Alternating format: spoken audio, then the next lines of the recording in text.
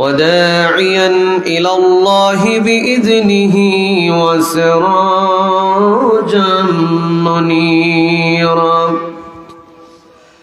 أما بعد فإن خير الحديث كتاب الله وخير الهدي هدي محمد صلى الله عليه وسلم وشر الأمور محدثاتها وكل محدثات بدعة وكل بدعة ضلالة وكل ضلالة في النار أعوذ بالله من الشيطان الرجيم بسم الله الرحمن الرحيم وسارعوا إلى مغفرة من ربكم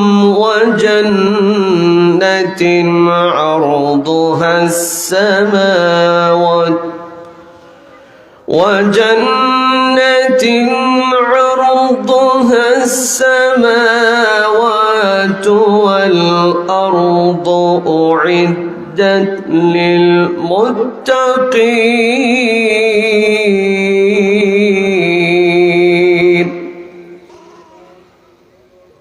عن معاذ بن جبل رضي الله تعالى عنه أن رسول الله صلى الله عليه وسلم فأخذ بيده وقال والله إني لا أحبك والله إني لا أحبك فقال أوصيك يا معاذ لا تدعن في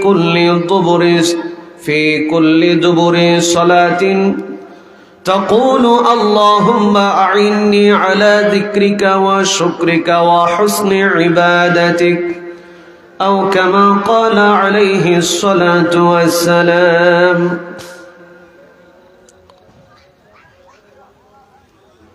দুনিয়া থাকার জায়গা না, এ দুনিয়া থাকার জায়গা না, না ফেরার দেশে যাইবা একদিন ফেসে, না ফেরার দেশে যাইবা একদিন ফেসে, আর তো ফিরা আইবা না। দুনিয়া থাকার জায়গা না, দুনিয়া থাকার জায়গা না, এ দুনিয়া থাকার জায়গা না। নাকের কাছে জীবন তোমার, মরণ ঘাড়ের পিছে, পরাণ পাখি দিলে ফাঁকি সবই তোমার মিছে। নাকের কাছে জীবন তোমার, মরণ ঘাড়ের পিছে, পরাণ পাখি দিলে ফাঁকি সবই তোমার মিছে। চোখ বুঝিলে একবার তুমি, হায়রে চোখ বুঝিলে একবার আর তো ফিরা আইবা না। দুনিয়া থাকার জায়গা না, দুনিয়া থাকার জায়গা না, এ দুনিয়া থাকার জায়গা না। আতর সাদা কাফন দিয়া মোড়ায় রাখবে দেহ,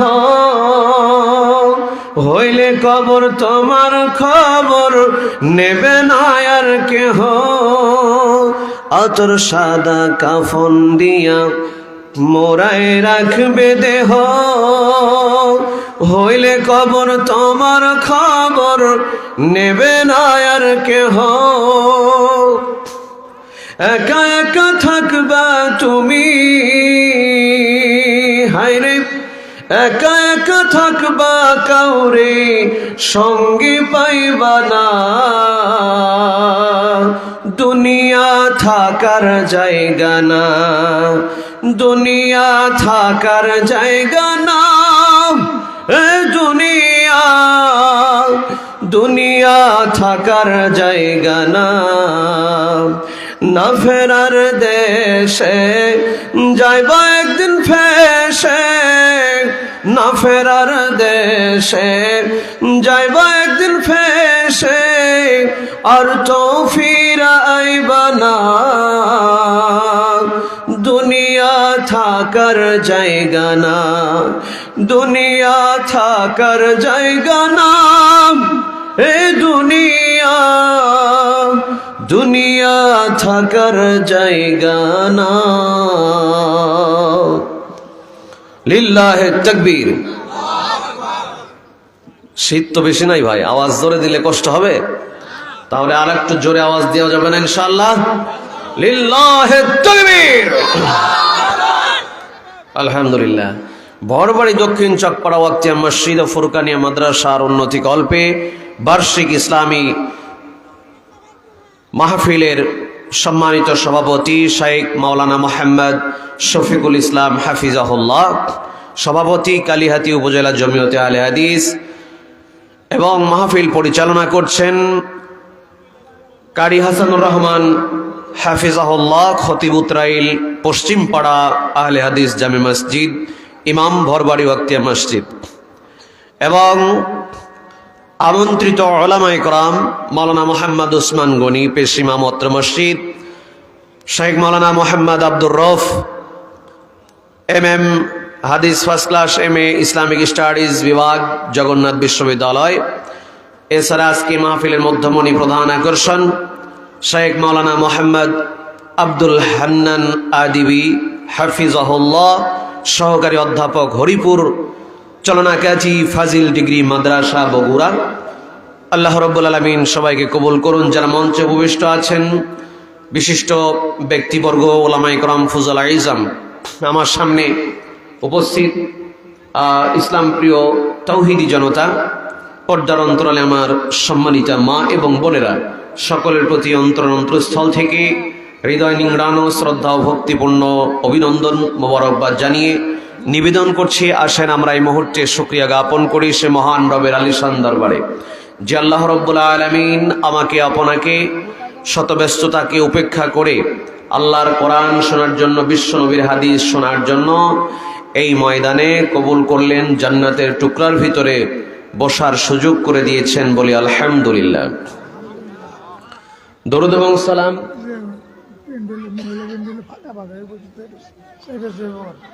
দরুদ এবং সালাম বর্ষিত হোক মানবতার পরম বন্ধু সরদারে দো আলম মুহাম্মদুর রাসূলুল্লাহ সাল্লাল্লাহু আলাইহি ওয়াসাল্লামের উপর।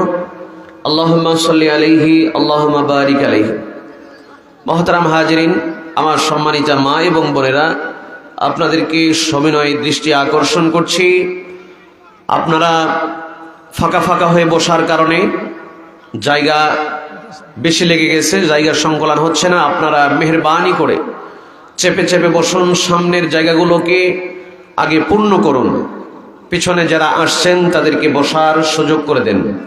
মা বোনদেরকে অনুরোধ করছি, বারবার যেন ঘোষণা দিতে না হয়, প্রত্যেকেই দায়িত্বশীল আর ভূমিকা পালন করুন এবং যারা আসছেন তাদেরকে বসার সুযোগ করে দেন। পিছনে থেকে সামনের দিকে এগিয়ে বসুন, ফাঁকা স্থান পূর্ণ করুন। সম্মানিত উপস্থিতি, আমার আলোচনার বিষয়, সংক্ষিপ্ত সময়ে আলোচনার বিষয় হলো অলসতা ও উদাসীনতা দূর করার 10টি উপায়। কয়টি উপায়? অলসতা উদাসীনতা দূর করার 10টি উপায়। আমরা প্রত্যেকেই এই রোগে আক্রান্ত, ঠিক কিনা? অলসতা আছে, উদাসীনতাও আছে। এই দুটোর কারণেই মূলত আমরা ইবাদত বন্দেগীতে কাঙ্ক্ষিত মানের ভূমিকা রাখতে পারছি না, ইবাদত করতে গিয়ে অগ্রসর হতে পারছি না, ফজর ইশার সালাত জামাতে আদায় করতে পারছি না।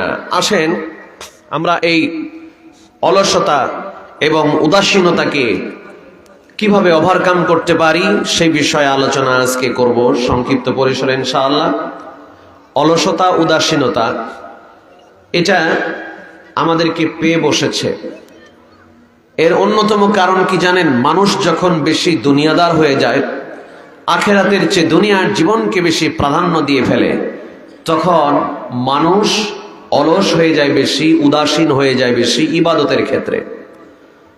দুনিয়াকে আরো বেশি ভোগ করার কাজে ব্যস্ত হয়ে আখেরাতকে গুরুত্ব কম দেয়, তখনই ভিতরে অলসতা এবং উদাসীনতা আসে। যেই অলসতা, উদাসীনতা সাহাবায়ে কেরামদের জীবনে ছিল না। আপনি একটা হাদিস দেখাতে পারবেন না যে আল্লাহ রাসূলের উপরে ঈমানে আনয়ন করেছে অথচ কোন সাহাবী ইচ্ছাকৃতভাবে সালাত কাজা করেছে, নামাজ পড়েনি। এইরকম একটা হাদিস যদি পান আমাকে দেখাবেন, একটা যদি প্রমাণ পান দেখাবেন যে নবীর প্রতি ঈমান আনার পরে সাহাবায়ে কেরাম কেউ জীবনে একবার ইচ্ছাকৃত সালাত ছেড়ে দিয়েছে বা সালাত পড়তো না, বেনামাজি হয়ে গেছে। তাদের ভিতরে অলসতা কি জিনিস ছিল না। সম্মানিত ভাই আমার, আল্লাহর নবী সাল্লাল্লাহু আলাইহি ওয়াসাল্লাম মাক্কি জিন্দেগিতে যখন দীর্ঘ 13টি বছর কত জুলুম, নির্যাতন, নিষ্পেষিত হলেন, তার সাথে যারা ইসলাম কবুল করলেন মুসলিম সাহাবায়ে কেরাম, তারাও কত কষ্টে দিন পার করলেন। প্রিয় উপস্থিতি, যখন বিশ্বনবী হিজরত করে মদিনায় গেলেন 13 বছর পরে, তখন নবুয়তের 13 বছর অতিক্রম করার পরে মাদানী জিন্দেগিতে আল্লাহর নবী যখন প্রবেশ করলেন, মাদানী জিন্দেগিতে গিয়েই যুদ্ধ বিগ্রহর মতো বড় বড় অভিযান পরিচালনা করার প্রয়োজন হয়ে গেল। ইসলামের প্রথম যুদ্ধ শুরু হলো বদরের যুদ্ধ। এভাবে করে প্রায় বছরই আল্লাহর নবী এক একটা যুদ্ধ পরিচালনা করেছেন। বছরে একাধিকবার যুদ্ধ করা লেগেছে। আল্লাহর নবীর সাহাবীরা এই যুদ্ধ করতে করতে ক্লান্ত হয়ে গিয়েছেন। এত যুদ্ধ, এত অভিযান, এক যুদ্ধ শেষ করে বাড়িতে ফিরতে ফিরতেই আর এক যুদ্ধের দামামা বেজে গেছে। সুবহানাল্লাহ। আল্লাহর দ্বীনকে কায়েম করার জন্য আল্লাহর নবীর সাহাবীরা সর্বস্ব কিভাবে ত্যাগ করেছেন। বিবি, বাল বাচ্চার সংসার, পরিবার পরিজনের দিকে তারা নজর দিতে পারেন নাই। ইসলাম প্রতিষ্ঠার জন্য, তাওহীদের আলো ছড়িয়ে দেওয়ার জন্য তারা প্রাণপণ এইভাবে তারা চেষ্টা চালিয়েছেন। জিহাদের ময়দানে আহত সাহাবীরা বাড়িতে এসে সেবা শুশ্রূষা করবে বা সেই আহত অবস্থা থেকে একটু উত্তরণ করবে, নিজের একটু সুস্থ হবে, তার পূর্বেই আবার জিহাদের ময়দানের ডাক এসে গেছে। আল্লাহর নবীর জীবনে কোন বর্ণনা এসেছে 27টা, কোন বর্ণনায় 63টি যুদ্ধের সরাসরি নেতৃত্ব দিয়েছেন মুহাম্মদুর রাসূলুল্লাহ সাল্লাল্লাহু আলাইহি ওয়াসাল্লাম। প্রিয় উপস্থিতি, চিন্তা করেন তাহলে এক একটা বছরে 4টা 5টা করে যুদ্ধ করা লেগেছে। কোন যুদ্ধে আহত হয়ে সাহাবায়ে কেরাম সুস্থ হওয়ার আগেই আবার যখন জিহাদের ময়দানের দামামা বেজে গেল, সাহাবায়ে কেরামের ভিতরে কোনো উদাসীনতা নাই, কোনো অলসতা নাই। আল্লাহর দ্বীনকে উজ্জীবিত করার জন্য, ইসলামের পতাকা উড্ডীন করার জন্য তারা আহত শরীর নিয়ে জিহাদের ময়দানে ঝাঁপিয়ে পড়েছে। সেই ঈমান আমাদের আনার দরকার আছে না নাই? আমাদের সাহাবায়ে কেরামদের মতো ঈমান যদি আমরা আনতে পারি, তাহলে ভিতরের সমস্ত অলসতা, দুর্বলতা, জড়তা, হীনমন্যতা, উদাসীনতা সব দূর হতে বাধ্য, ঠিক কিনা? আহারে, শরীর থেকে রক্ত ঝরছে, ব্যান্ডেজ নেকড়া দিয়ে টেনা দিয়ে বেঁধেছে, সমস্ত শরীর ব্যথা, ক্ষতবিক্ষত, আবার যুদ্ধের ডাক এসেছে, আবার যুদ্ধের ময়দানে চলে গেছে। এমত অবস্থায় 5 ওয়াক্ত সালাত কেউ ছাড়েনি। মানে অলসতাবিহীন, যাদের পেটে ঠিকমতো খাবার পচতো না। কিসের খাবার? হয়তো কখনো অল্প কিছু ছাতু, কিছু পানি বা কিছু খেজুর খেয়ে দিন পার করতে হয়েছে, যুদ্ধ করতে হয়েছে। এমন দিন তারা অতিবাহিত করেছেন, তারা তাদের ভিতরে অলসতার কোনো লেশ মাত্র ছিল না, উদাসীনতার স্থান নবীর সাহাবীদের ভিতরে ছিল না। তাই তো ওই যে পঙ্গু সাহাবী আমর ইবনে জমহ, অসুস্থ পঙ্গু সাহাবী আমর ইবনে জমহ, তার 4টা সন্তান জিহাদের ময়দানে গেল। সে জিহাদের ময়দানে যাওয়ার জন্য প্রাণপণ চেষ্টা করলেন, নবীর কাছে পারমিশন নিলেন, অনুরোধ করে জিহাদের ময়দানে যাওয়ার জন্য পারমিশন নিয়েছে। স্ত্রী বাধা দিল, স্ত্রীর কথা তিনি শুনলেন না, স্ত্রীর কাছে বিদায় নিলেন, জিহাদের ময়দানে গেলেন। আমর ইবনে জমহ পঙ্গু সাহাবী, ল্যাংড়া সাহাবী, জিহাদের ময়দানে গিয়া এমন তেজস্বী ঘোড়ার মতো ছুটে জিহাদের ময়দানে কাফির মুশরিক বেঈমানদেরকে নিহত করতে করতে এক সময় তিনি শাহাদাত বরণ করলেন। সুবহানাল্লাহ, শহীদ হয়ে গেল।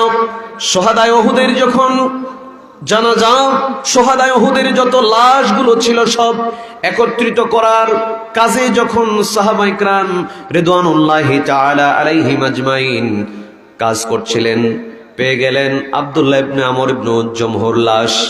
আমর ইবনে জমহর লাশ, এই লাশ যখন তার স্ত্রী এসে ঘোড়ার পিঠে লোকজনের সহযোগিতা নিয়া ঘোড়ার পিঠের উপরে তুলে নিয়া যখন লাশ বাড়ির দিকে রওনা হবেন, ওই ঘোড়া সামনের দিকে এক ধাপ অগ্রসর হয় না। কারণটা কি?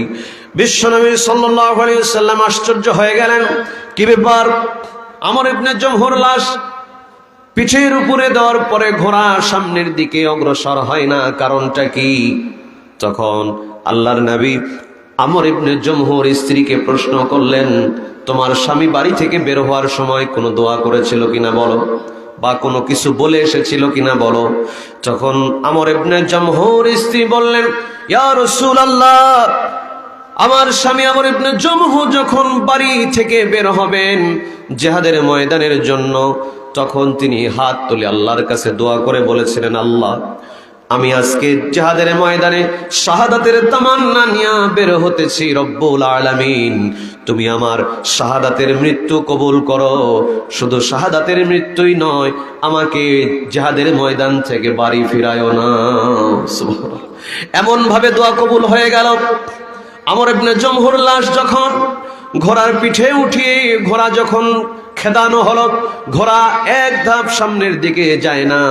বিশ্বনবী বললেন, আমর ইবনে জমহর স্ত্রীকে ডেকে বললেন, তোমার স্বামী যে দোয়া করেছিল আল্লাহ রাব্বুল আলামিন এমন ভাবে কবুল করে নিয়েছেন, আমর ইবনে জমহর লাশ বাড়িতে নিতে পারবা না, এই জিহাদের ময়দানে উহুদের প্রান্তরেই তাকে মাগফুন করা লাগবে। সুবহানাল্লাহ। এই ঘটনা বললাম কারণ হলো সাহাবীদের ঈমান কেমন ছিল দেখেন, অলসতা ছিল না, উদাসীনতা ছিল না। একটা পঙ্গু সাহাবী, তিনি জিহাদের ময়দানে লড়াই করার জন্য কি পরিমাণ উদ্গ্রীব ছিলেন, আগ্রহ উদ্দীপনা নিয়ে জিহাদের ময়দানে ঝাঁপিয়ে পড়েছিলেন, এমনকি শাহাদাত বরণ করলেন। আমার ভাইরা, দুর্ভাগ্যবশত আমরা জিহাদের ময়দান তো দূরের কথা, বাড়ির কাছে মসজিদের পাশে আমার আপনার বাড়ি, মসজিদের মিনার থেকে আজান হয়, আজানের শব্দে ঘুমটা ভেঙে যায়, কিন্তু কপাল পোড়া মুসলমান, আজানের শব্দে ঘুম ভাঙলে কি হবে? আজানের ডাকে ফজরের সালাতে জামাতে আসে না, ঠিক কিনা? মসজিদের আশেপাশে কত বাড়ি, কত ঘর, কত মানুষের বসতি, কিন্তু কি অলসতা আর কি উদাসীনতায় পেয়ে বসলো যে তারা আজানের শব্দে ঘুম ভেঙে গেল, আবার আরাম করে ঘুমালো, সালাতে উপস্থিত হলো না। এখন আসেন আমরা এই চিকিৎসা করব আজকে, যে উদাসীনতাগুলো, এই অলসতার কোত্থেকে আসে, এর পরিত্রাণের উপায় কি, এর থেকে আমাদের মুক্তি লাভের উপায় কি। সম্মানিত ভাইরা আমার, 1 নম্বর করণীয় হচ্ছে আমাদের দৃঢ় প্রত্যয়ী হতে হবে। 1 নম্বর, উদাসীনতা অলসতা দূর করতে হলে আমাদেরকে দৃঢ় সংকল্প, মানে এমন নিয়ত করতে হবে যে আমি এই কাজগুলো করব, যত কষ্ট হোক না কেন, এইরকম দৃঢ় প্রতিজ্ঞ হতে হবে এবং সে কাজে অগ্রসর হতে হবে। সম্মানিত ভাইরা আমার, এই জন্য মুফতি তাকি উসমানী রহমাতুল্লাহ হাফিজাহুল্লাহ, তিনি বর্তমানে জগৎ বিখ্যাত আলেমদের ভিতরে একজন, পাকিস্তানের চিফ জাস্টিস তিনি অসংখ্য কিতাব রচনা করেছেন। তিনি বলছেন অলসতার চিকিৎসা হলো হিম্মত, মনোবল। মনের শক্তি যদি আপনার হয় তাহলে সমস্ত উদাসীনতা, দুর্বলতা, অলসতা সব দূরে পালাবে। আমাদের দুর্বলতা, আমাদের অলসতাকে দূর করতে হলে 1 নম্বর করণীয় কি? হিম্মত লাগবে, মনোবল লাগবে। প্রিয় ভাইরা আমার, মনে রাখবেন সাহাবা ইকরাম এটা অত্যন্ত অপছন্দ করতেন যে আমি এটা করি নাই অলসতা কারণে, গাফলতের কারণে, যাকে এটা কাজটা করতে পারেন, এই কথাকে এত ঘৃণা করতেন। আব্দুল্লাহ ইবনে আব্বাস রাদিয়াল্লাহু তাআলা আনহু, তিনি ছিলেন রাইসুল মুফাসসিরিন, তিনি সমস্ত মুফাসসিরদের নেতা, আল্লাহ রাসূলের চাচাতো ভাই।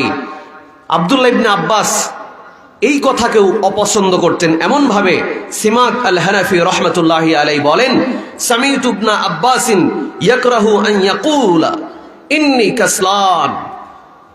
মানে সিমাক আল হানাফি রাহিমাহুল্লাহ তিনি বলেন, আব্দুল্লাহ ইবনে আব্বাসকে আমি বলতে শুনেছি, তিনি বলেছেন যে আমি অলস বা আমার অলসতা, এই কথাটা তিনি শুনতে বড় নারাজ ছিলেন, ঘৃণা করতেন, কথাটিকে অপছন্দ করতেন। কারণ ঈমানদার কখনো এই কথা বলতে পারে না। কথা কোন ঠিক কিনা ভাই? তার মানে অলসতা কোনো মুমিনকে তার ইবাদত থেকে ফেরাতে পারবে না। 2 নম্বর হচ্ছে বেশি আকাঙ্ক্ষা, বেশি আশা, অতিরিক্ত অতিরঞ্জিত আকাঙ্ক্ষা, সেটা অর্থ সম্পদের বা দুনিয়ার যশ খ্যাতি অর্জনের, এই সমস্ত আকাঙ্ক্ষা, অতিরিক্ত আশা আমাকে আপনাকে আখেরাত থেকে বিমুখ করে দেয়, ইবাদত থেকে অলস বানিয়ে দেয়, উদাসীন বানিয়ে দেয়, উদাসীন বানিয়ে দেয় ইবাদত থেকে, আর দুনিয়ার দিকে বেশি ঝুঁকিয়ে দেয়। এই জন্য ইবনে হাজার আসকালানী রহমাতুল্লাহ আলাইহি বলছেন যে দীর্ঘ আশা ইবাদতে অলসতা তৈরি ও তওবার ক্ষেত্রে গরিমসি তৈরি করে। ফাতুল বাড়িতে কথাটি এসেছে যে যার ভিতরে দীর্ঘ আশা বেশি, অনেক দিন বাঁচতে চাই, আর অনেক দিন আমি বাঁচবো, মানে মারা যাব এই চিন্তায় সে ব্যতিব্যস্ত হয় না। অনেক দিন পৃথিবীতে বাঁচবো, অনেক কিছু করব, গাড়ি করব, বাড়ি করব, এই করব, সেই করব, অনেক আশায় সে পেরেশান থাকে। এই আশাগুলো তাকে তওবাও করতে দেয় না, তওবাও করার মানসিকতা তৈরি করে না, আবার আল্লাহর কাছে ক্ষমাও চাইতে দেয় না, এমনকি ভিতরে অলসতা, উদাসীনতা তৈরি করে। সম্মানিত উপস্থিতি, এই জন্য রাসূল করিম সাল্লাল্লাহু আলাইহি ওয়াসাল্লাম বলেছেন, বাদিরু বিল আমাল সাবআন হাল তানতাযিরুনা ইল্লা ফাকরা। 7টি বিষয়ের পূর্বে তোমরা দ্রুত নেক আমল করো। কয়টি বিষয়ের পূর্বে? 7টি বিষয়ের পূর্বে তোমরা দ্রুত নেক আমল করো। আল্লাহ রাসূল সাল্লাল্লাহু আলাইহি ওয়াসাল্লাম বলছেন, ইল্লা ফাকরান মুনসিয়া, তোমরা কি এমন দারিদ্র্যের অপেক্ষা করছো যা তোমাদেরকে সবকিছু ভুলিয়ে দিবে? মানে এখন আপনার সচ্ছলতা আছে, অতি দারিদ্রতা নেই, একেবারে নিঃস্ব না, আপনার ইবাদত করার সুন্দর সুযোগ আছে, পরিবেশ আছে, আপনি করছেন না। আল্লাহ রাসূল ধমক দিয়ে বলছেন, তুমি কি এমন দারিদ্র হওয়ার অপেক্ষা করছো যখন তোমার সবকিছু তুমি ভুলে যাবে? তার মানে হলো তুমি এখন ইবাদত করছো না, তুমি কি ওই দারিদ্রে কবলিত হওয়ার অপেক্ষায় আছো যেই দারিদ্রতা তোমাকে পেয়ে বসলে, বা তুমি এমন নিঃস্ব হয়ে গেলে সালাত পড়ার টাইম পাবে না, হুঁশ জ্ঞান থাকবে না, পেরেশান হয়ে যাবে, দুনিয়াতে তুমি দিশেহারা হয়ে যাবে, ওই রকম বিপদগ্রস্ত হওয়া পর্যন্ত কি তুমি অপেক্ষা করতেছো? আল্লাহ রাসূল এইভাবে ধমক দিয়ে বললেন, আমার ভাইরা, তার মানে যে অবস্থায় আমরা আছি, এই অবস্থায় শুকরিয়া জ্ঞাপন করে আল্লাহর ইবাদত বন্দেগী করা লাগবে।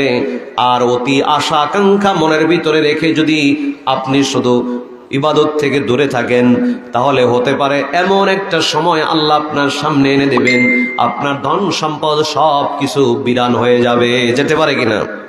এমন হতে পারে গাড়ির মালিক গাড়ি বিক্রি করে দিয়েছে, বাড়ির মালিক বাড়ি বিক্রি করে দিয়েছে, ব্যবসা দোকানপাটের মালিক দোকান বিক্রি করে দিয়েছে। এমন বিপদে ফেলতে পারেন কিনা আল্লাহ? নদীর কুল ভাঙে ও কুল গড়ে, কথা আছে না? নদীর কুল ভাঙে ও কুল গড়ে, এই তো নদীর খেলা, সকালবেলা আমির রে তুই ফকির সন্ধ্যাবেলা। কথাটা বাস্তব, একেবারে হাদিস সম্মত কথা।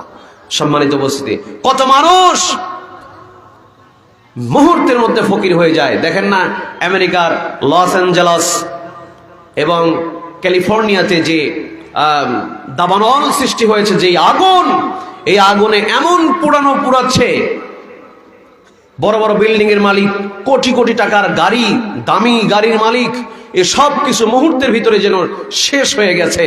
ধনী কোটিপতি বিলিয়ন ডলারের মালিক মুহূর্তের ভিতরে রাস্তার ফকির হয়ে গেছে। ত্রাণ যেখানে দেওয়া হচ্ছে, মানে আশ্রয় কেন্দ্রে ত্রাণ বিতরণ করা হচ্ছে, ওই জায়গাতে কোটি কোটি ডলারের মালিক সেখানে গিয়ে হাত পেতে ত্রাণ গ্রহণ করছে। এই ক্ষমতা কার? আল্লাহর। আল্লাহ মুহূর্তের ভিতরেই ধনীকে ফকির, ফকিরকে ধনী বানিয়ে দিতে পারেন। এই ক্ষমতা আল্লাহর হাতে। কথা বলেন ঠিক কিনা ভাই? এই জন্য প্রিয় ভাই আমার, বিশ্বনবী বলেন, তুমি কি এমন দারিদ্রতার অপেক্ষা করছ যখন তোমার কিছুই মনে থাকবে না, পেরেশান হয়ে যাবে? তুমি ওই সময় অপেক্ষা করো না বান্দা, তুমি আল্লাহর ইবাদত করো। খবরদার উদাসীনতা, অলসতায় নিজেকে ব্যস্ত রেখো না। আবার আও গেনান মুতগিয়া, আল্লাহর নবী বলছেন, আবার এমন ধনী হওয়ার অপেক্ষা করছো নাকি যখন তুমি দর্পিত হয়ে যাবে, যা তোমাকে দর্পিত বানিয়ে ছাড়বে, মানে এমন ধনী হয়ে যাবে যেই ধন সম্পদের কারণে তুমি ইবাদত থেকে গাফেল হয়ে যাবে। এমন ধনী হওয়ার কি অপেক্ষা করছো? এইটা না করে বান্দা, যে অবস্থায় যখন যে পরিস্থিতিতে আছো, এই পরিস্থিতিতে আল্লাহ রাব্বুল আলামিনের ইবাদত বন্দেগী করো, খবরদার সময় অতিবাহিত করো না। এইভাবে আল্লাহ রাসূল সাল্লাল্লাহু আলাইহি ওয়াসাল্লাম বলছেন, তোমরা কি সেই বার্ধক্যের অপেক্ষা করছো যেই বার্ধক্য তোমাকে ইবাদত থেকে উদাসীন করে দেবে? বার্ধক্য যখন এসে যাবে, ইচ্ছা হলেও আমি আপনি ইচ্ছা মতো ইবাদত করতে পারবো না। শরীরে যৌবন আছে, শক্তি আছে, জৌলস আছে, আজান হলে ইচ্ছা করলে আমরা মসজিদে ছুটে গিয়া জামাতে সালাত আদায় করতে পারি। বয়স যখন 60-এর ঊর্ধ্বে চলে যাবে, 70, 75 বা 80 হয়ে যাবে, শরীরটা যখন অসুস্থ হয়ে যাবে, আজান শুনলেও শরীরটা যেন বিছানা থেকে আর উঠাতে পারবেন না, এমন একটা শরীর হয়ে যাবে। কোমরে যন্ত্রণা, হাঁটুতে যন্ত্রণা। প্রিয় ভাইরা আমার, এই জন্য প্রতিটা মুহূর্তে কাজে লাগানোর জন্য আল্লাহ রাব্বুল আলামিনের হাবিব বিশ্বনবী সাল্লাল্লাহু আলাইহি ওয়াসাল্লাম বললেন, তাহলে অলসতা, উদাসীনতা দূর করার 2 নম্বর পদ্ধতি হলো উচ্চ আকাঙ্ক্ষা থেকে আমাদেরকে বিরত থাকা লাগবে। অধিক প্রত্যাশা, দীর্ঘজীবী হব, অনেক দিন বাঁচব, অনেক কিছু করব, এই রকম অতিরিক্ত আশা আকাঙ্ক্ষা থেকে নিজেদেরকে বিরত রাখা লাগবে। আর 3 নম্বর হলো নেক আমল এবং তওবা করা লাগবে। তাহলে ভিতর থেকে অলসতা দূর করে দিবেন কে? বেশি বেশি যদি আল্লাহর কাছে মাপ চাওয়া যায়, তওবা করা যায়, তাহলে আল্লাহ রাব্বুল আলামিন অলসতা দূর করে দিবেন। আল্লাহ পাক এই জন্য বলছেন, ওয়াসারিউ ইলা মাগফিরাতিন মির রাব্বিকুম ওয়া জান্নাতিন আরদুহাস সামাওয়াতু ওয়াল আরদু উইদ্দাত লিল মুত্তাকিন। আল্লাহ পাক বলেন, তোমরা তোমাদের প্রভুর পক্ষ থেকে ক্ষমা এবং জান্নাতের দিকে দৌড়াও, দ্রুত গতিতে ধাপিত হও, যার প্রশস্ততা আকাশ সমূহ ও জমিন সম। যেই জান্নাতের প্রশস্ততা আসমান সম, জমিন সম, এত বিশাল জান্নাত তা মুমিনদের জন্য প্রস্তুত করা হয়েছে। আল্লাহ পাক রব্বুল আলামিন বলছেন, আমার ভাইরা, ভিতরের যত অলসতা, জড়তা, আবিলতা, দুর্বলতা, হীনমন্যতা, উদাসীনতা যদি দূর করতে চান, বেশি বেশি তওবা করা লাগবে।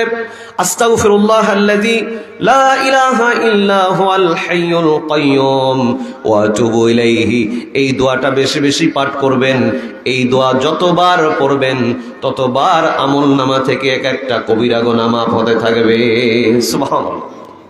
এই একটা মাত্র দোয়া, যেটা ডাইরেক্ট তওবা না করে এই দোয়া পাঠ করলেও আপনার কবিরা গুনাহ এই দোয়ার মাধ্যমে মাফ হয়, ইস্তেগফারও হয়, তাওবাও হয়, দুটোই এই দোয়ার ভিতরে আছে। সুবহানাল্লাহ বলে। আমার ভাইরা, এই জন্য বেশি বেশি তাওবা ইস্তেগফার করা লাগবে, তাহলে রব্বুল আলামিন আমাদের অলসতা দূর করে দিবেন। এরপরে 4 4 নম্বরে আমাদের অলসতা উদাসীনতা দূর করার 4 নম্বর পদ্ধতি হলো, করণীয় হচ্ছে যে সমস্ত মানুষেরা আল্লাহওয়ালা, তাকওয়াবান, পরহেজগার, মানে অত্যন্ত বেশি আমল করে, তাদেরকে অনুসরণ করা, তাদেরকে ফলো করা, তাদের দিকে লক্ষ্য করা, তাদের সোহবাতে নিজেকে আত্মনিয়োগ করা, তাদেরকে ভালোবাসা, তাদের সংস্পর্শে থাকা। যেমন রব্বুল আলামিন বলেন, ইয়া আইয়ুহাল্লাযীনা আমানুত্তাকুল্লাহা ওয়া কুনু মা'আস সাদিকিন।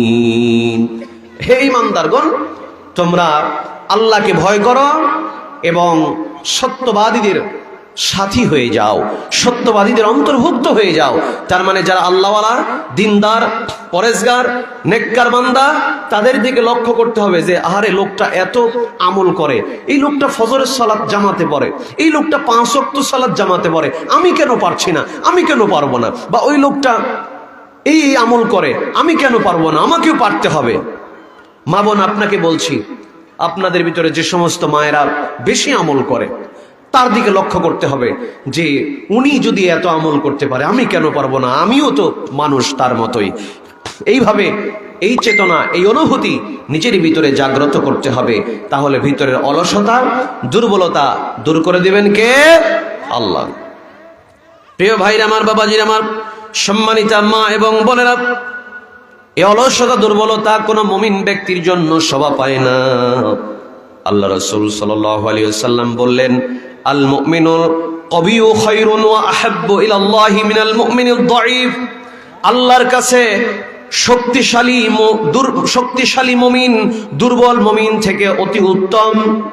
এই দুর্বল আবার কিন্তু শারীরিক দুর্বল না।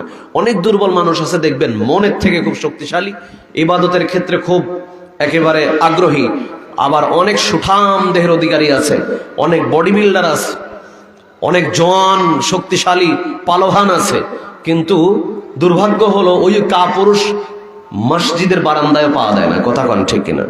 ও হলো সবচেয়ে দুর্বল। আল্লাহর নবীর ভাষায়, যে ব্যক্তি আল্লাহর ইবাদতের ক্ষেত্রে দুর্বল, ওর সব দিক থেকে দুর্বল।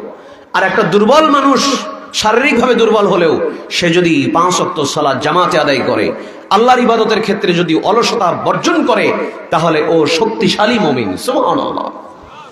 প্রিয় ভাইরা আমার, এছাড়াও কোন বান্দা যদি 5 ওয়াক্ত সালাত নিয়মিত আদায় করে, তাকে রব্বুল আলামিন বেনামাজির চেয়ে তুলনামূলক সুস্থতা দান করে দিবেন। যেহেতু 5 ওয়াক্ত সালাত হলো কল্যাণকর, উপকারী একটি ব্যায়াম।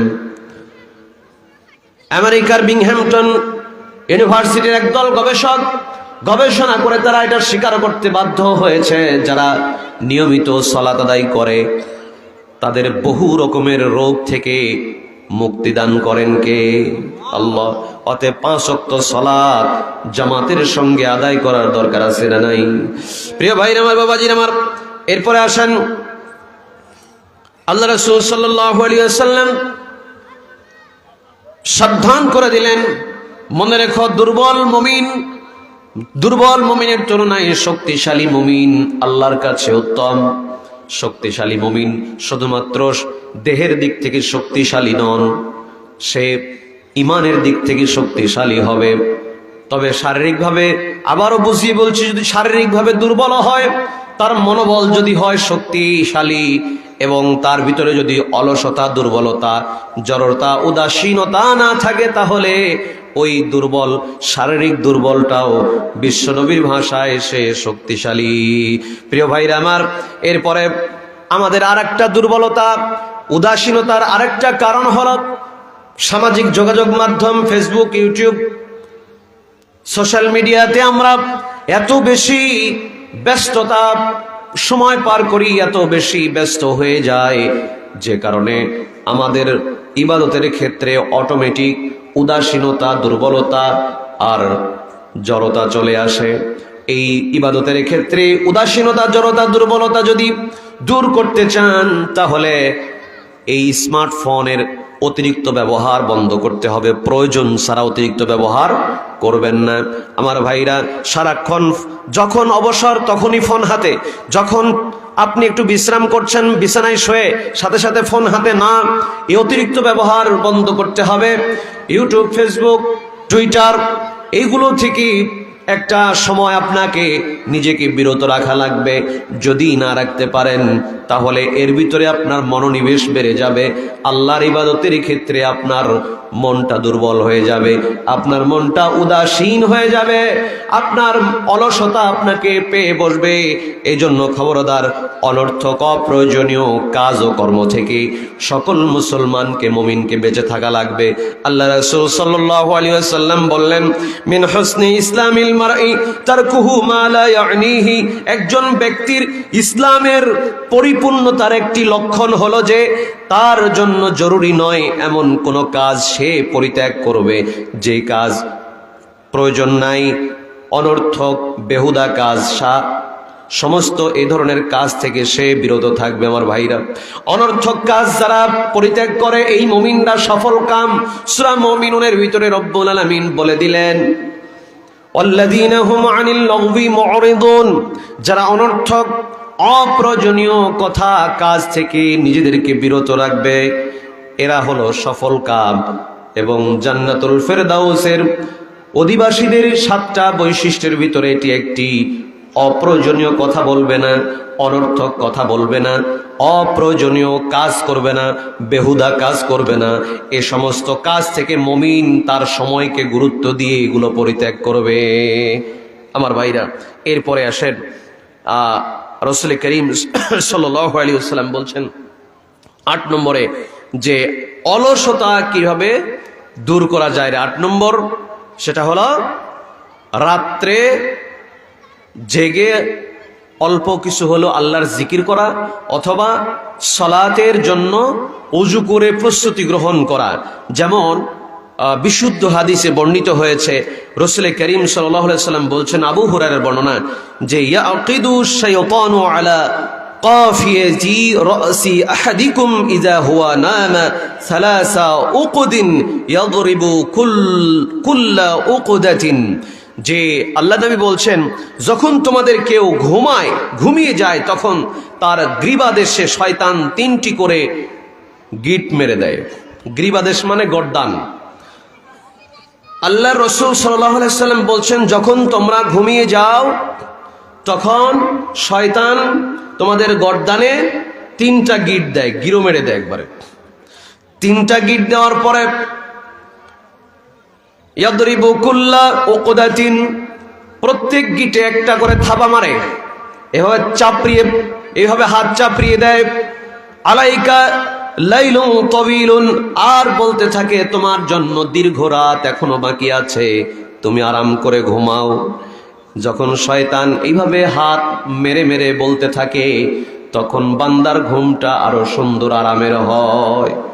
এই জন্য ফজর আজান হলে মনে হয় আর 5 মিনিট পরে উঠি, আর 2 মিনিট, আর 1 মিনিট, দেখবেন এই করতে করতে একেবারে কেল্লা ফতে শেষ। এমন সময় জাগবেন সূর্য উঠে গেছে। কথা কন ঠিক কিনা? শয়তান এই কাজটা করে যে প্রত্যেক গিটে 3টা গিটে, প্রথম গিটে থাবা দেয়, দিয়ে বলে রাত অনেক আছে এখনো, ঘুমাও, আরাম করে ঘুমাও। আমার ভাইরা, শয়তান এই গিটে হাত চাপড়িয়ে কথা বলে, ফারকদ ফাইন ইস্তাইকাযা ফাযাকারাল্লাহ ইন হাল্লাত উকদাতুন।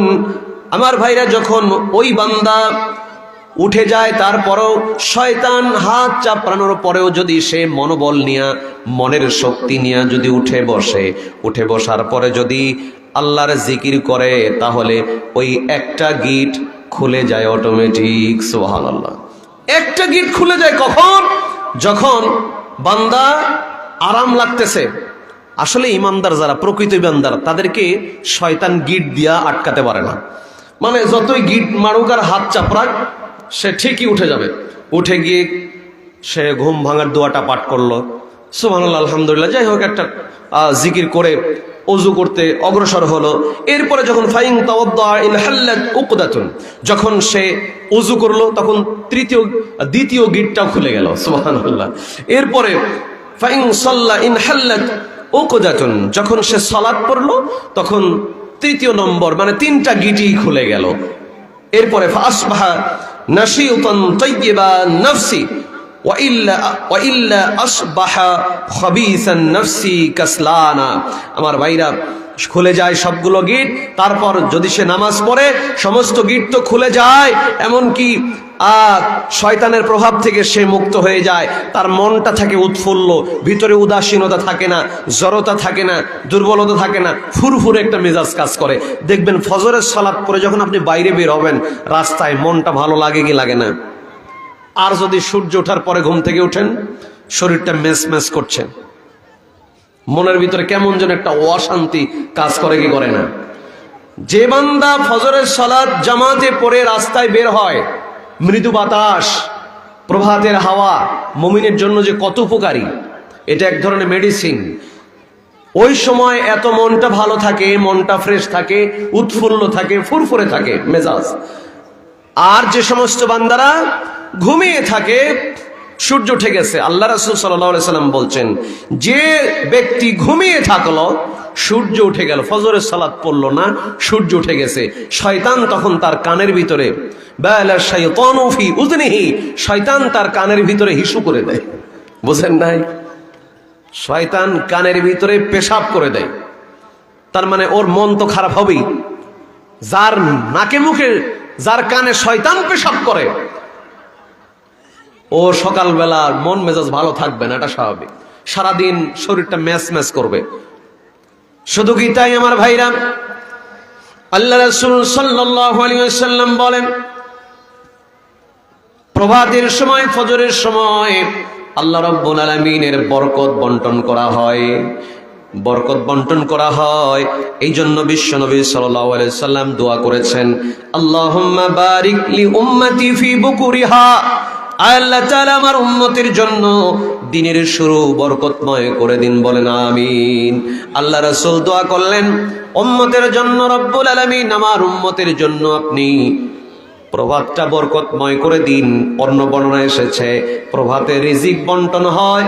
যে বান্দা ঘুমিয়ে থাকবে, ফজরের সালাত পড়ল না, ঘুমিয়ে সূর্য উঠে গেল, এই বান্দার বরকত ওই সকালের ঘুম সব চুষে নিল।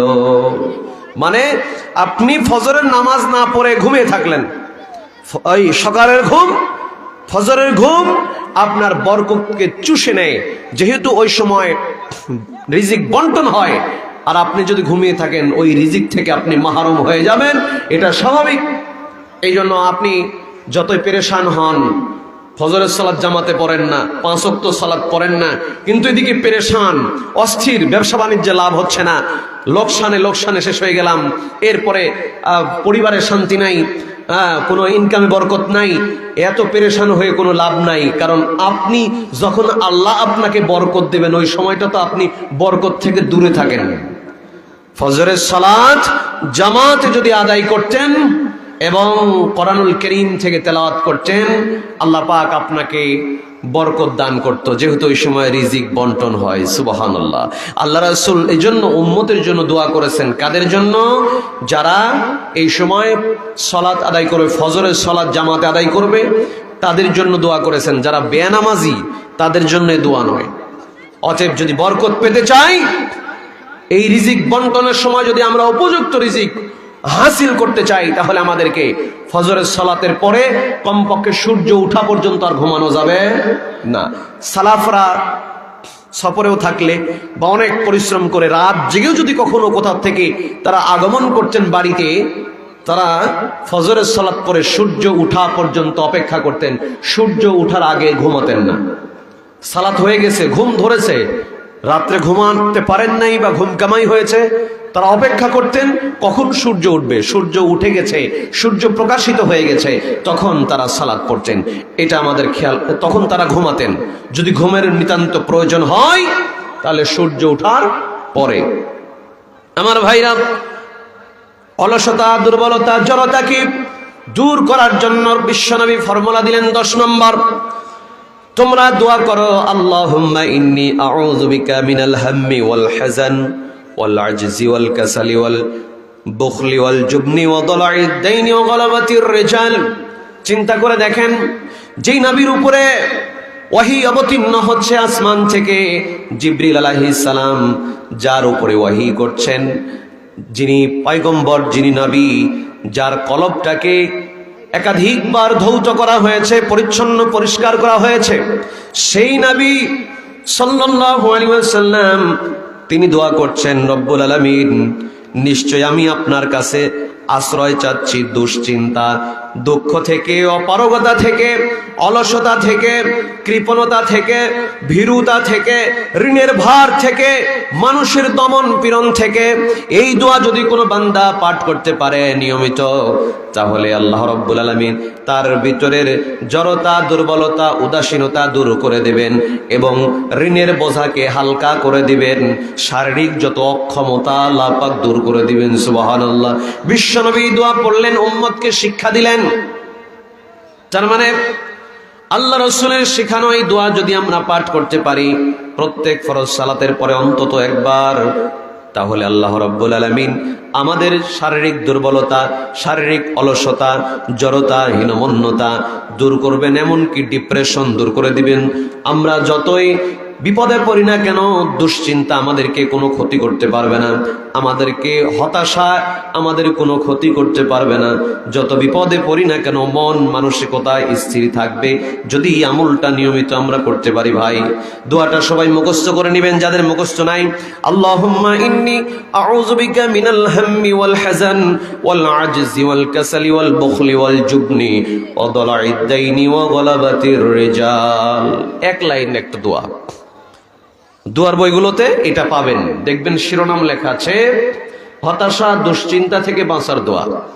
এই দোয়ার ভিতরে অলসতা থেকে মুক্তির কথাও আছে, আল্লাহ রাসূল শিক্ষা দিয়েছেন। সম্মানিত উপস্থিতি, আর একটা দোয়া পড়বেন, সেটা হলো মুআজ ইবনে জাবালকে আল্লাহ রাসূল হাত ধরলেন, হাত ধরে বলছেন ফাআখাযা বিয়াদিহি। মুআজ ইবনে জাবালকে আল্লাহর নবী হাত ধরে বললেন, মুআজ রে শোনো, আল্লাহি ইন্নী লা উহিব্বুকা, আমি আল্লাহর কসম করে বলি মুআজ, আমি তোমাকে ভালোবাসি। এই কথা দুইবার বিশ্বনবী বললেন, আল্লাহি ইন্নী লা উহিব্বুকা, হে মুআজ আল্লাহর কসম আমি তোমাকে ভালোবাসি মুআজ। শুনে রেখো। ফাকাল, আল্লাহ রাসূল বললেন, উসিকা, আমি তোমাকে উপদেশ দিচ্ছি, আমি তোমাকে নির্দেশ প্রদান করতেছি, সেটা হলো হে মুআজ শোনো, লা তাদআন্না ফি কুল্লি দুবুরি সালাতিন আল্লাহুম্মা আইন্নি আলা যিকরিকা ওয়া শুকরিকা ওয়া হুসনি ইবাদাতিক। এ মুআজ, তুমি খবরদার কোন সালাতের পরে এই দোয়া পরিত্যাগ করো না। 5 ওয়াক্ত সালাতের পরে তুমি এই দোয়াটি পাঠ করবে, আল্লাহুম্মা ইন্নী আউযু বিকা, আল্লাহুম্মা আইন্নি আলা যিকরিকা ওয়া শুকরিকা ওয়া হুসনি ইবাদাতিক।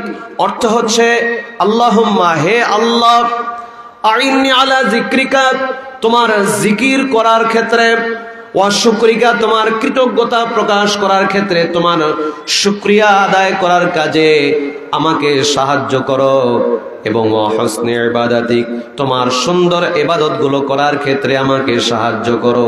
আমি আপনি যতই চেষ্টা করি, আল্লাহ পাক যদি আমাকে আপনাকে ইবাদতের ক্ষেত্রে সাহায্য না করেন, হবে নাকি? হবে না। এই জন্য ভাই আল্লাহর সাহায্য চাওয়া লাগবে, বলতে হবে রব্বুল আলামিন এমন সামর্থ্য, এমন ইবাদত করার শক্তি আমাকে দাও, যেই ইবাদত করলে তুমি রব আমার উপরে সন্তুষ্ট হয়ে যাবে। আল্লাহুম্মা আমিন। প্রিয় ভাই আমার, এই জন্য আল্লাহ রাসূল সাল্লাল্লাহু আলাইহি ওয়াসাল্লাম যেহেতু মুআজ ইবনে জাবালের হাত ধরে বললেন, মুআজ তোমাকে আমি ভালোবাসি, দোয়াটা তুমি পাঠ করো, কোনোদিন ছেড়ে দিও না। এই দোয়াটা আমরাও যদি রসুলের মহব্বতে, রসুলের এই নির্দেশকে ভালোবেসে পালন করতে পারি, তাহলে আমরাও শতভাগ ফল পেয়ে যাব, কোনো সন্দেহ নাই আমার ভাইরা। তাহলে আমাদের অলসতা, দুর্বলতা, জড়তা, হীনমন্যতা দূর করার 10টা ফর্মুলা আপনাদের সামনে তুলে ধরলাম। পরিশেষে আপনাদের খেদমতে আরজ করতে চাই, প্রিয় ভাইরা আমার, এই দুনিয়ার ক্ষণস্থায়ী জীবন, জিন্দেগি, এটা আমরা সবাই জানি। আমরা কত মানুষকে এই হাতে কবরে মাটি দিয়ে মাগফন করে দিলাম, কত মানুষের জানাজা সালাত আদায় করলাম, কত মানুষকে সামনে দিয়া লাশ হয়ে কবরে যেতে দেখলাম। কত আত্মীয় স্বজন, ভাই ব্রাদার, পিতা মাতা, দাদা দাদি, নানা নানি, পাড়া প্রতিবেশী, শ্বশুর শাশুড়ি, চাচা চাচি, খালা খালু, কত মানুষ, কত আত্মীয় আপনজনদেরকে আমরা কবরে রেখে আসলাম। এত মানুষকে কবরে রাখার পরেও আমাদের বিবেকটা জাগ্রত হয় না, আমাদের অলসতা দূর হয় না, ইবাদতের ক্ষেত্রে আমাদের হীনমন্যতা দূর হয় না কেন ভাই? আল্লাহকে ভয় করো।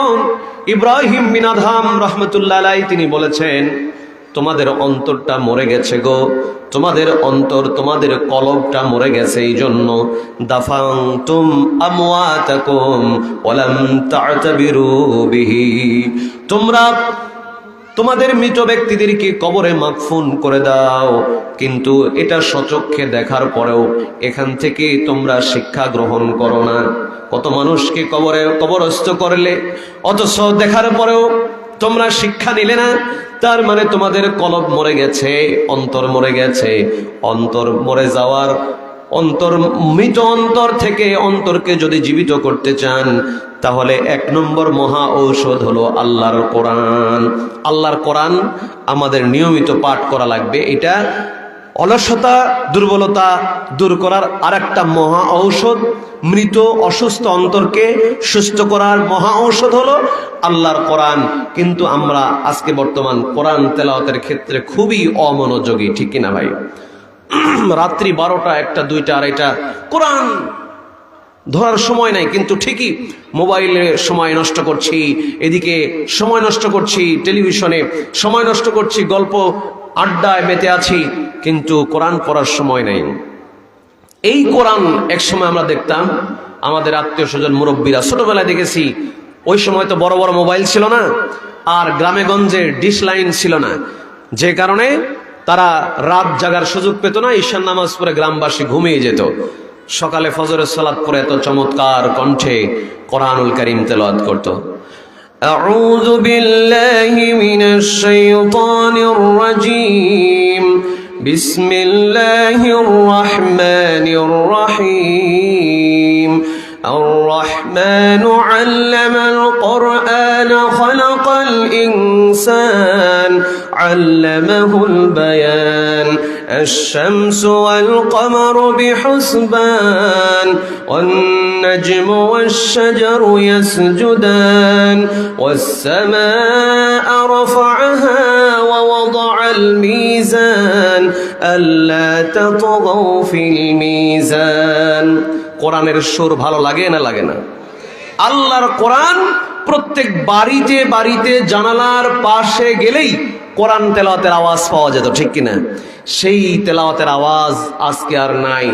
ফজরের নামাজ পড়ে যদি রাস্তা দিয়ে আমরা হাঁটতে বের হই, ঘরগুলো মনে হয় যে কবর, কথা কন ঠিক কিনা? কবর, গোরস্থান যেমন নীরব, আমাদের ঘরগুলো হয়েছে ওই রকম নীরব। আল্লাহ রাসূল তো বলেই দিয়েছেন যে তোমরা খবরদার নিজের ঘরকে কবর বানায়ো না। সেখানে কিছু সালাত পড়ো, কিছু ইবাদত করো, জিকির আজগার করো, কোরআনুল কারীম তেলাওয়াত করো। আমাদের অন্তর তো মরে যাবেই ভাই। অন্তর মরে যাওয়ার কারণ হলো আমরা আল্লাহর কোরআন তেলাওয়াত করি না, কোরআন দিয়ে জীবন গড়ি না। কোরআন তেলাওয়াত যদি করতাম, আল্লাহ কোরআনে বলেই দিয়েছেন, ইয়া আইয়ুহান নাসু ক্বাদ জাআতকুম মাউইযাতুম মির রাব্বিকুম ওয়া শিফাউল লিমা ফিস সুদূর। আল্লাহ পাক বলছেন, এ মানব সকল, এ লোকেরা, তোমরা শোনো, তোমাদের রবের পক্ষ থেকে তোমাদের কাছে যে ওয়াজ, যে উপদেশ, যে নসিহত, যেই কোরআনুল কারীম এসেছে, এটা তোমাদের জন্য শিফাউল লিমা ফিস সুদূর। বুকের ভিতরে যেই তোমাদের অন্তর, তোমাদের কলব, এর শেফার জন্য। সূরা বনী ইসরাইল 82 নম্বর আয়াতে আমার আল্লাহ বলেন, ওয়ানুনাজ্জিলু মিনাল কুরআনি মা হুয়া শিফাউ ওয়া রাহমাতুল লিল মুমিনিন। আল্লাহ বলছেন যে এই কোরআন আমি মুমিনদের জন্য শেফা, আরোগ্য হিসেবে অবতীর্ণ করেছি। সুবহানাল্লাহ। কিন্তু এটা আমরা গ্রহণ করিনি, তাই আমাদের আরোগ্য হয় না, আমরা সুস্থ হই না। আমাদের অন্তরগুলো মরে গেছে, অন্তরগুলো সংকুচিত হয়ে গেছে, অন্তর ভিতরে ময়লা জমে গেছে, আর অলসতা এবং উদাসীনতা আমাদেরকে শেষ করে দিচ্ছে, ঠিক কিনা ভাই? এই অলসতা, উদাসীনতা দূর করতে হলে নিয়মিত কোরআনুল কারীম তেলাওয়াত করবেন। আজকে এখানে মাহফিল হচ্ছে, দুর্ভাগ্য দেখেন কত মানুষ রাস্তা দিয়ে হাঁটে, কোরআন কারীম থেকে আলোচনা হয় শোনার জন্য ময়দানে বসতে চায় না। আমার ভাইরা, এখানে মসজিদের উন্নতি কল্পে মাহফিল, আসলে মসজিদের উন্নতি কল্পে মাহফিলের উদ্দেশ্যটা কি? শুধু কি টাকা কালেকশন? শুধু টাকা কালেকশন নয়। যদি শুধু টাকা কালেকশন হতো তাহলে এই মঞ্চে আমরা সবাই বলতাম টাকা দাও টাকা দাও, টাকা কালেকশন করা হতো। কিন্তু আমরা এখানে আলহামদুলিল্লাহ, বিশেষ করে বল্লা সমাজের ভিতরে যত মাহফিল হয়, প্রত্যেকটা মাহফিলে বক্তারা মন খুলে কথা বলেন আর কালেকশন হয় সাইডে। আপনারা যদি সুন্দর মতো টাকা পয়সা দান করে মাহফিলের ময়দানে বসে যেতেন তাহলে পরিবেশটাও সুন্দর হতো, কোরআনুল কারীম থেকে এলেম আহরণ করতে পারতেন। আমার ভাইরা, আপনাদেরকে দানও করতে হবে, বসতেও হবে, এটা আপনাদের নৈতিক দায়িত্ব। যদি দান করেন, আজকে দানের ব্যাপারে কিছু কথা না বললেই নয়, যেহেতু এই এলাকাটা একেবারে বল্লা থেকে অনেকটা দূরে এসে পড়ে গেছে, দান কালেকশন খুব একটা উল্লেখযোগ্য পরিমাণ হয় না। আপনাদেরকে অনুরোধ করব, এই মসজিদে আপনারা খেদমতের জন্য, আবাদ করার জন্য প্রাণ ভরে দান করবেন এবং মসজিদে গিয়ে 5 ওয়াক্ত সালাত আদায় করবেন। প্রিয় ভাইরা আমার, দান এমন একটা ইবাদত যে হাদিসগুলো খুবই কমন হাদিস আমাদের জানা। আমরা যে অন্তরের দুর্বলতা, অলসতা দূর করার কথা বললাম এবং আল্লাহর কাছে তওবা ইস্তেগফারের কথা বললাম, তওবা ইস্তেগফারের মাধ্যমেও গুনাহ মাফ হয়। আরেকটা ইবাদত, আর্থিক ইবাদতের মাধ্যমেও রব্বুল আলামিন গুনাহকে মাফ করে দেন, যেই কথা বিশ্বনবী সাল্লাল্লাহু আলাইহি ওয়াসাল্লাম হাদিসের ভিতরে বললেন, ইন্না সাদাকাতা লা তুতফিউ আন আহলিহা হাররাল কুবুর। আল্লাহর নবী বললেন, দান সাদাকা এমন একটি ইবাদত, এমন একটা আমল, সেটা বান্দার কবরের আযাবের উত্তাপকে ঠান্ডা করে দেয়। সুবহানাল্লাহ। উত্তাপ মানে কবরের উত্তাপকে ঠান্ডা করে দেয়, তার মানে কবরের আযাব যদি হয় সেটাকে থামিয়ে দেয়। আল্লাহ রাসূলের শৈল্পিক সৌন্দর্য দিয়ে এ ভাষা প্রয়োগ করেছেন যে কবরের উত্তাপ ঠান্ডা করে দেয়, মানে কবরের আযাবকে থামিয়ে দেয়। শুধু কি তাই? ওয়াইন্নামা ইয়াস্তাজিল্লুল মুমিনু ইয়াওমাল কিয়ামাতি ফি যিল্লি সাদাকাতিহি। আল্লাহ রাসূল বলছেন যে যারা দান করে তাদেরকে কিয়ামতের দিন আল্লাহ রাব্বুল আলামিন ওই মুমিনদেরকে দান করার বিশেষ ছায়াতলে তাদেরকে স্থান দান করবেন।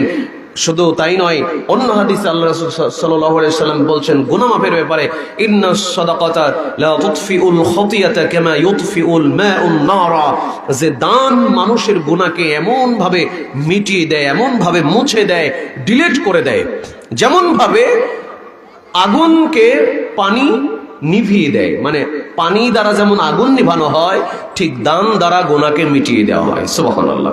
সম্মানিত উপস্থিতি, তাহলে আমাদেরকে এই আমলটা করা লাগবে। এটা যদি করতে পারি তাহলে আমাদের ইবাদতের ক্ষেত্রে আরো এক ধাপ আমরা এগিয়ে যেতে পারবো। আরেকটা হাদিসে আল্লাহ রাসূল সাল্লাল্লাহু আলাইহি ওয়াসাল্লাম বলছেন যে দাউ মারদাকুম বিস সাদাকা, তোমাদের অসুস্থতা হয়েছে, তোমরা রোগাক্রান্ত, তোমরা অসুস্থতার চিকিৎসা করো তোমরা দানের মাধ্যমে। দান করো, সাদকা করো, আল্লাহ পাক রব্বুল আলামিন তোমাদেরকে শিফা দান করবেন। সুবহানাল্লাহ। আমার ভাইরা, বাবাজিরা, দান অত্যন্ত গুরুত্বপূর্ণ ইবাদত।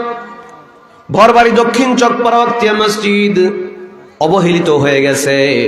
আপনারা মেহেরবানি করে আর্থিকভাবে সহযোগিতা করবেন।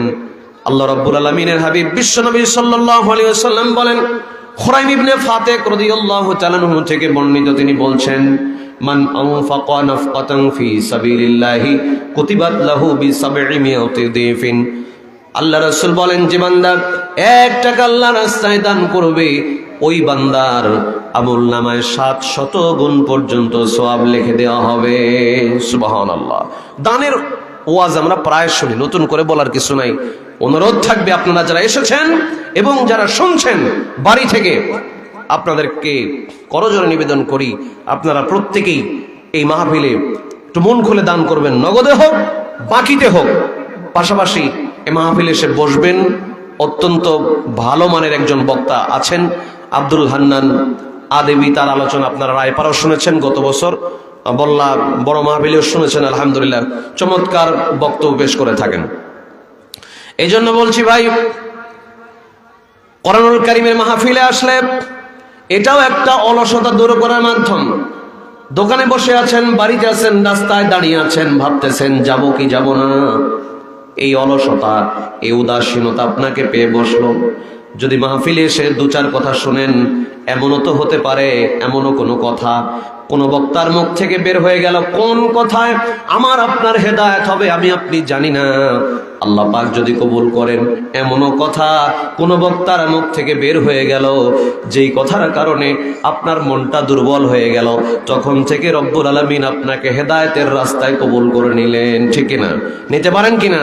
এই জন্য কোন কথায় হেদায়েত আসবে এটা বোঝা বড় মুশকিল, বোঝা যাবে না। এই জন্য কোরআনের মাহফিলে আসতে হবে, শুনতে হবে। আল্লাযীনা ইয়াসতামিউনাল কাওলা ফায়াত্তাবিউনা আহসানা। সূরা জুমার 18 নম্বর আয়াতে আল্লাহ বলছেন যে যারা শুনে মনোযোগ সহকারে, ফায়াত্তাবিউনা আহসানা, এবং আহসান কথাগুলো, সুন্দর কথাগুলো, ভালো কথাগুলোকে তারা মেনে নেয়। উলাইকাল্লাযীনা হাদাহুমুল্লাহ, তারা তো ওই সমস্ত লোক যারা শোনে মনোযোগ দিয়ে এবং মানে। আল্লাহ বলছেন তারা ওই সমস্ত ব্যক্তি যাদেরকে আল্লাহ রব্বুল আলামিন হাদাহুমুল্লাহ, আল্লাহ হেদায়েত দান করে দিবেন। সুবহানাল্লাহ। না শুনলে কি হেদায়েত হবে? আমাদের খারাপ অভ্যাস কি জানেন? আমরা ওই জুম্মার দিনেও যাই একেবারে লাস্টে। খতিব সাহেব যখন 5 মিনিট বাকি আছে খুতবা শেষ করতে, 10 মিনিট বাকি আছে, তখন যে তাও বাইরে দাঁড়িয়ে দাঁড়িয়ে গল্প করি, কেউ দরজার সামনে দাঁড়িয়ে থাকি। এইরকম খাসলত খারাপ আমাদের আছে না নেই?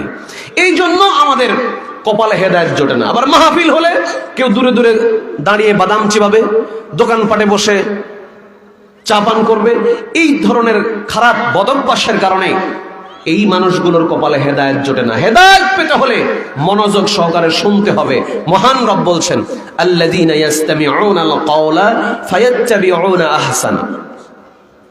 প্রিয় ভাইরা আমার, বাবাজিরা আমার, শুনতে মানুষ মন দিয়ে শুনতে চায় না। এই জন্য মানুষের কপালে, এই মানুষগুলোর কপালে হেদায়েত জোটে না।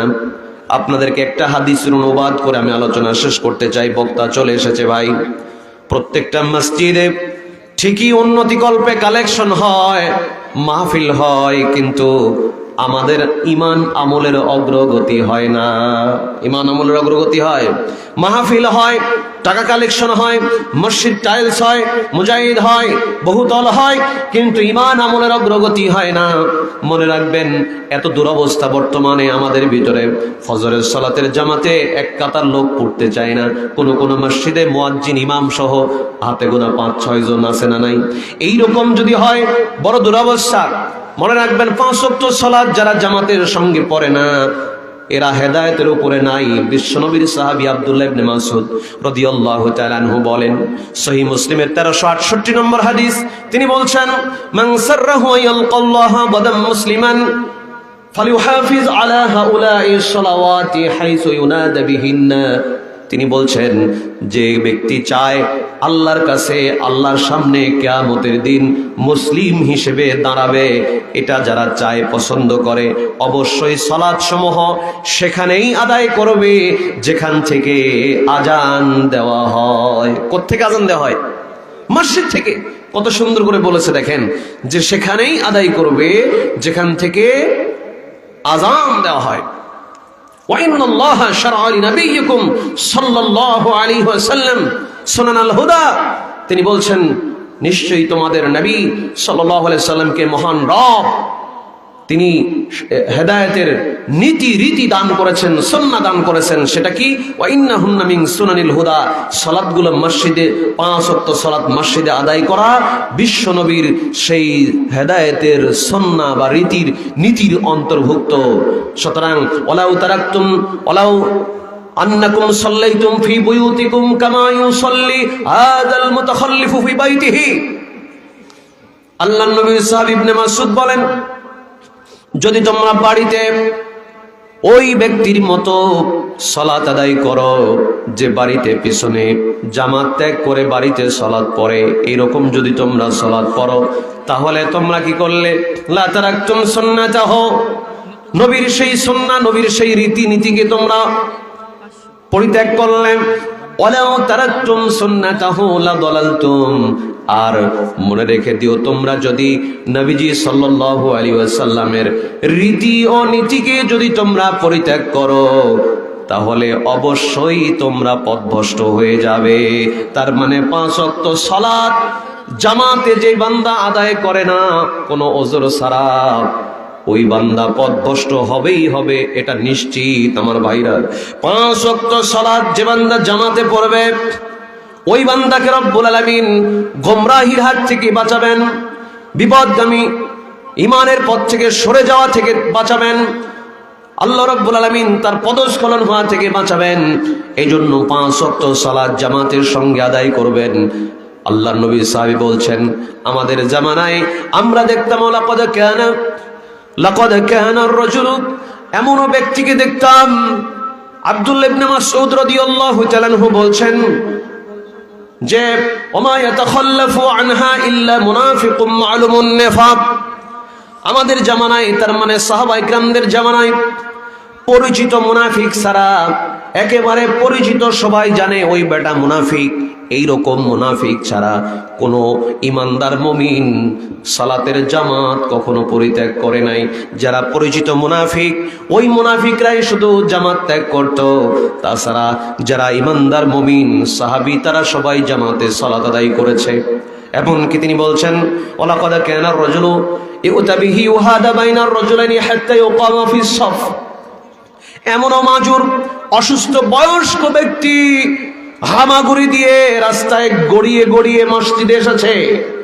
মসজিদে আসার পরে সাহাবায়ে কিরাম তাকে ধরে জামাতের কাতারে শামিল করে দিয়েছেন, তারপরে সাহাবায়ে কিরাম জামাত ত্যাগ করেন নাই। সুবহানাল্লাহ। আমার ভাইরা, এখন আমাদের সবচেয়ে বড় ঘাটতি হলো বড় বড় মাহফিল করে লাভ নাই, টাকা কালেকশন করে লাভ নাই, মসজিদের রং চং করে লাভ নাই, যদি মসজিদের মুসল্লি না বাড়ানো যায়, ঠিক কিনা? আমাদের প্রধান দায়িত্ব হলো মহল্লায় দাওয়াতি কাজ করতে হবে এবং সবাইকে 5 ওয়াক্ত সালাত আদায়কারী হিসেবে গঠন করার সর্বাত্মক চেষ্টা করা লাগবে। আমার ভাইরা, যারা শুনছেন মাইকের আওয়াজ যাদের কানে পৌঁছায় তাদেরকে বলি, তাদের অনুরোধ করে যাই, আল্লাহর ঘরের মসজিদে যদি আপনি 5 বার হাজিরা দিতে পারেন, 5 বার যদি আপনি আল্লাহর সন্তুষ্টির জন্য নিয়মিত 5 ওয়াক্ত সালাত আদায় করতে পারেন, আপনার প্রতি কদমে কদমে রব্বুল আলামিন কত মর্যাদা রেখেছেন। ইল্লা কাতাবাল্লাহু লাহু বিকুল্লি খুতওয়াতিন হাসানাত, আপনার প্রত্যেক কদমে আল্লাহ রব্বুল আলামিন এক একটা করে নেকি আপনাকে লিখে দেবেন। আর ওয়ায়ারফাউ বিহা দারাজা, প্রত্যেক কদমে একটা করে মর্যাদা বাড়াবেন। ওয়ায়াহুত্তু আনহু বিহা সাইয়্যা, প্রত্যেক কদমে এক একটা করে গুনাহ মাফ হবে। যে বান্দা নিয়মিত 5 ওয়াক্ত সালাত জামাতের সঙ্গে আদায় করবে ওই বান্দার জীবনে গুনাহই থাকবে না। কোন সুবহানাল্লাহ। এই জন্য আল্লাহ রাসূল বলেন, আরা আইতুম লাউ আন্না নাহরা বিবাবি আহাদিকুম ইয়াগতাসিলু ফীহি কুল্লু ইয়াউমিন খামসান। বলার সময় না অনুবাদ বলে দেই, তোমাদের বাড়ির সামনে যদি কোনো পানির ফোয়ারা, গোসলখানা বা নদী নহর থাকে, সেখানে কেউ যদি দিনে 5 বার যদি গোসল করে, হাল ইয়াবকা মিন দারানিহি শাইউন, তার দেহে কোনো ময়লা থাকবে? সাহাবায়ে কিরাম বললেন, ইয়া রাসূলুল্লাহ, দিনে 5 বার গোসল করলে তার দেহে ময়লা আবর্জনা থাকতে পারে না। আল্লাহর নবী বললেন, ফাযালিকা সালাতুল খামস, এই 5 ওয়াক্ত সালাতের উদাহরণ হলো 5 বার গোসল করার মতো। 5 বার গোসল করলে যেমন দেহে কোনো ময়লা থাকে না, কোনো মানুষ যদি প্রতিনিয়ত 5 ওয়াক্ত সালাত আদায় করে, সালাত না ছেড়ে দেয়, 5 ওয়াক্ত নিয়মিত সালাত আদায় করলে ওই বান্দার আমল নামায় কোনো গুনাহ থাকবে না। সুবহানাল্লাহ। আল্লাহ রাব্বুল আলামিন আমাদেরকে সমস্ত জড়তা, দুর্বলতা, হীনমন্যতা, উদাসীনতা, জড়তাকে দূর করে আমরা যেন 5 ওয়াক্ত সালাত আদায় করতে পারি। মহান রব আমাদেরকে যেন সেই তৌফিক, সৌভাগ্য দান করেন, বলেন আল্লাহুম্মা আমিন। আমার আলোচনার বিষয় ছিল উদাসীনতা এবং অলসতা থেকে মুক্তির উপায়। 10টি পয়েন্টে কথা বলেছি। আল্লাহর কাছে দোয়া করি আল্লাহ আমাকে সহ সবাইকে এই আমলগুলো করার তৌফিক দান করুন, আল্লাহুম্মা আমিন।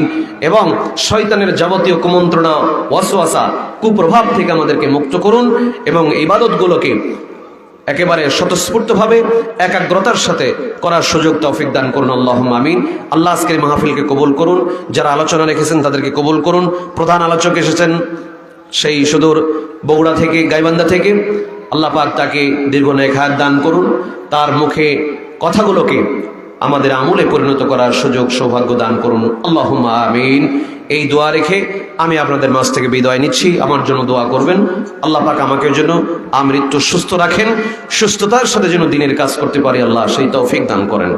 সম্মানিত উপস্থিতি, আসসালামু আলাইকুম ওয়া রাহমাতুল্লাহি ওয়া বারাকাতুহু।